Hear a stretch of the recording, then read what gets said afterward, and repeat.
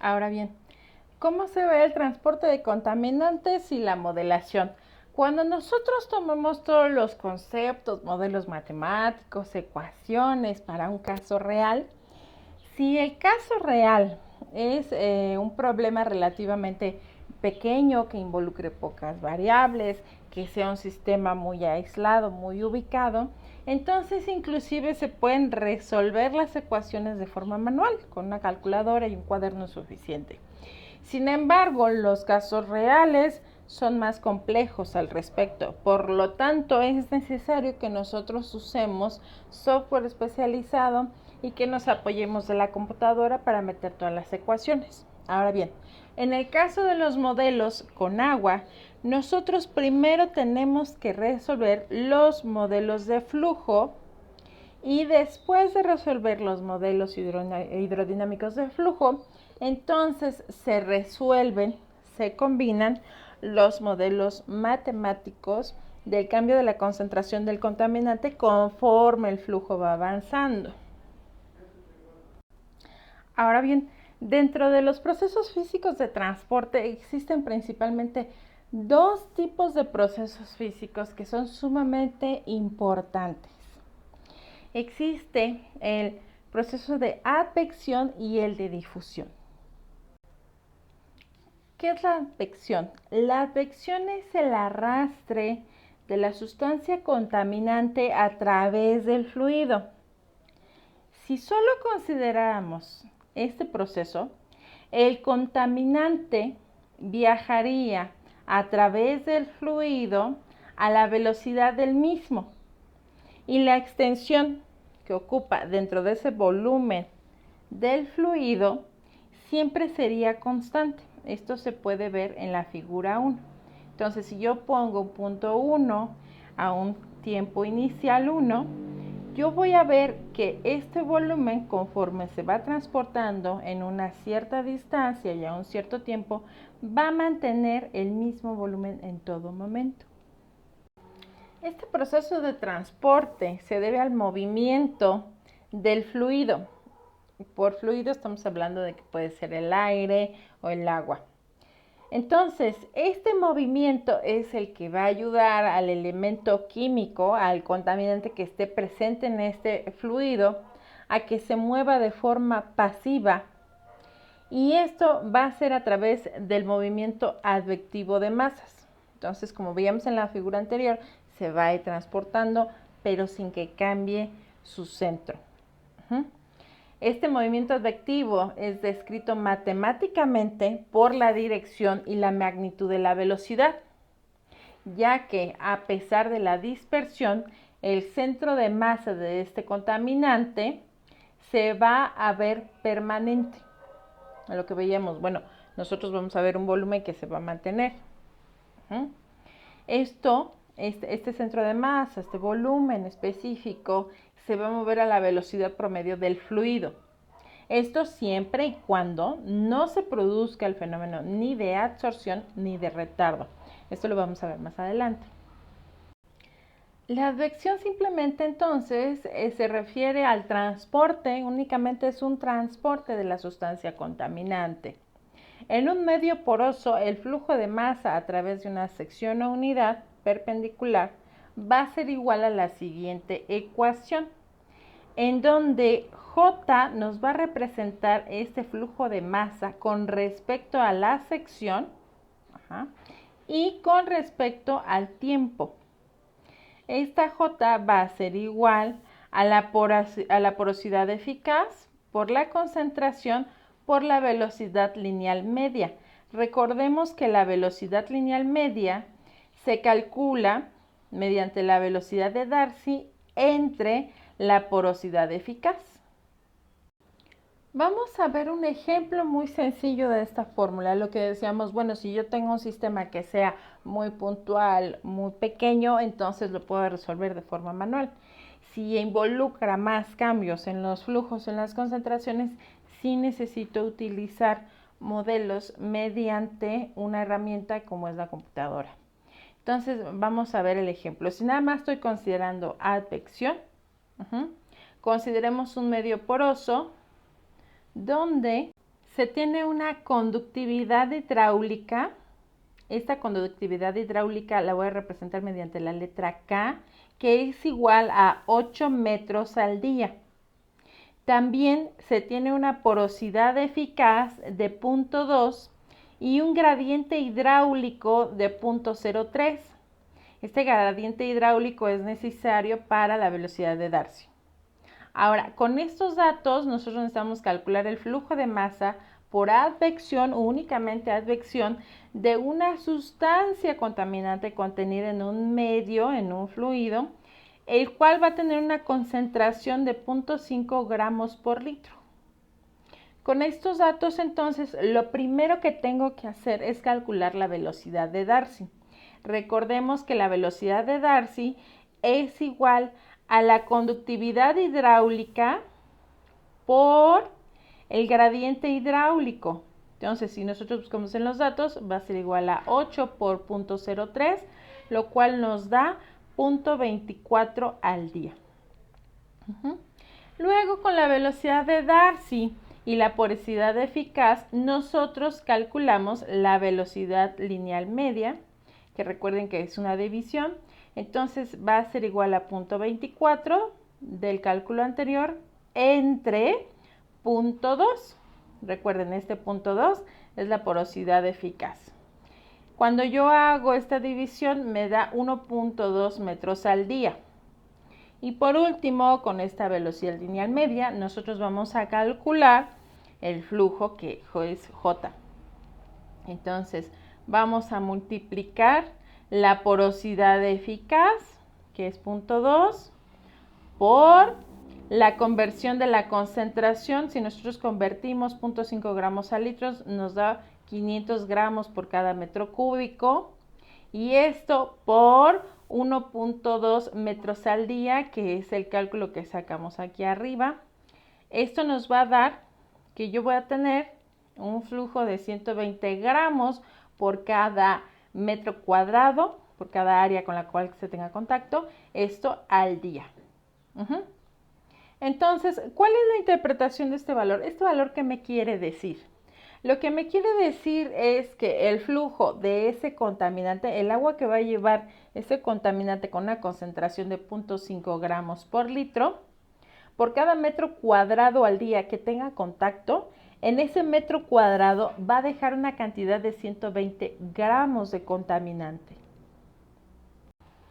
Ahora recordemos el fenómeno de difusión. Recuerden que en la vida real pues no están separados uno de otro. Ya habíamos mencionado difusión en el tema 5, ahora lo retomamos. Entonces, ¿cómo es esto de la difusión? Nada más por recordar.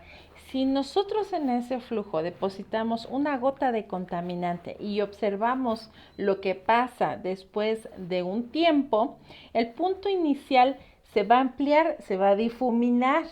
Entonces, si yo lo veo en 2D, va a parecer como que el volumen aumentó. Y lo que pasa es que está difundiendo. Esto, unido a la advección, es lo que nosotros estaríamos observando en la figura 2. Lo que nosotros veíamos en la advección es que, bueno, mi volumen inicial no iba a cambiar y solo iba a ser transportado. Pero cuando yo uno la advección, que es el transporte del contaminante, junto con la difusión, lo que voy a ver es que el centro va a ir cambiando y va a ir difundiendo a los alrededores. Entonces, de forma radial, la concentración del contaminante va a ir cambiando. Ahora bien, las moléculas de la sustancia que está disuelta en el agua se van a mover siempre del punto de mayor concentración hacia los puntos de menor concentración. Si nosotros vemos la figura, entonces, de acuerdo a las flechas, me va a indicar que estas serían las concentraciones iniciales A, B y C, y de acuerdo al flujo van a ir fluyendo hacia los puntos de menor concentración. A este fenómeno se le va a llamar difusión molecular o simplemente difusión, y esto se produce por la agitación continua de las moléculas del fluido. Para que nosotros podamos considerarlo, necesitamos pensar que hay un movimiento inexistente del fluido o despreciable. Esto es cuando es muy lento el flujo.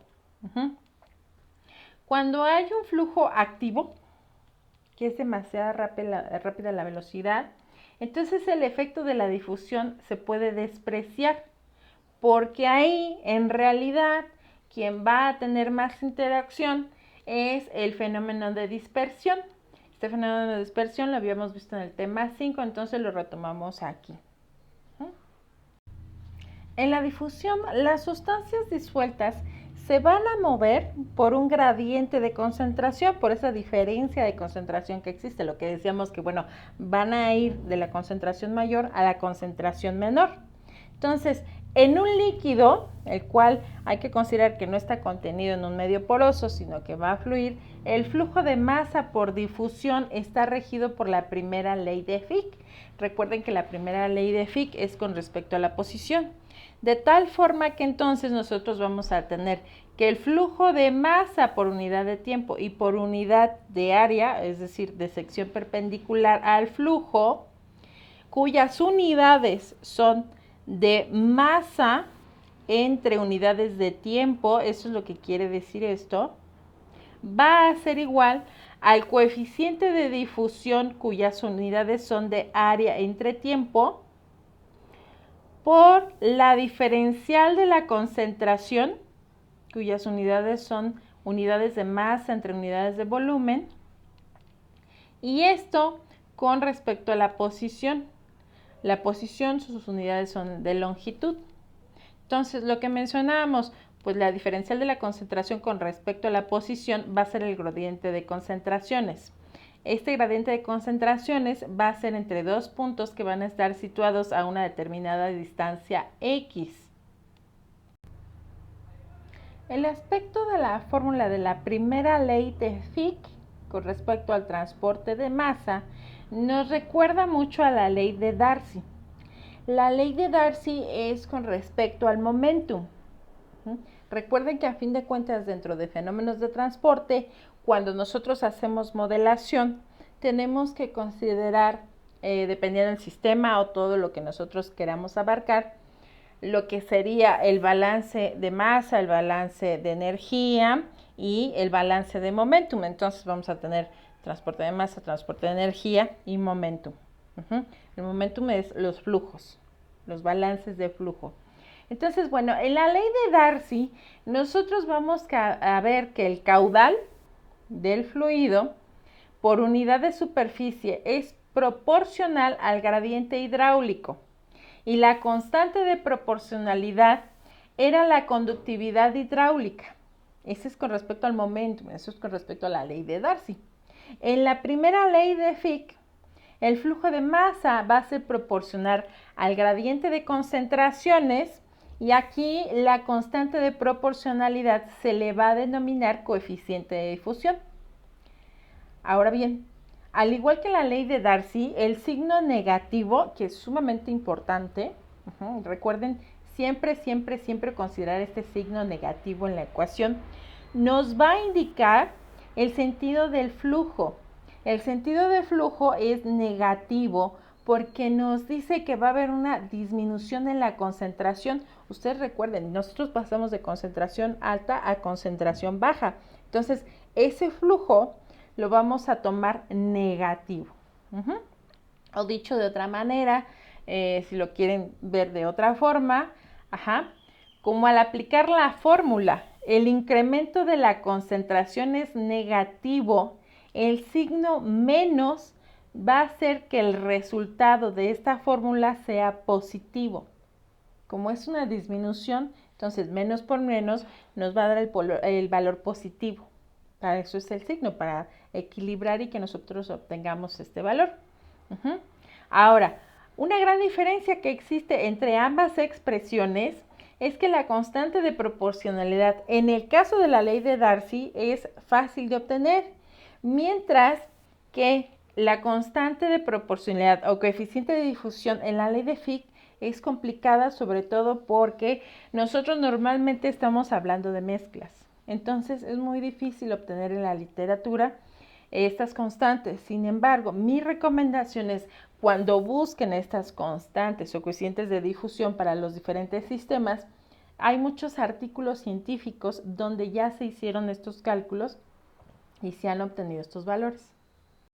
Ahora bien, como referencia, los valores del coeficiente de difusión para este tipo de sistemas casi siempre oscilan entre 1 por 10 a la menos 9 y 9 por 10 a la menos 9 metros cuadrados por segundo. Recuerden, las unidades son de área entre unidades de tiempo. Esto es para iones normalmente encontrados en el agua, contaminantes comunes.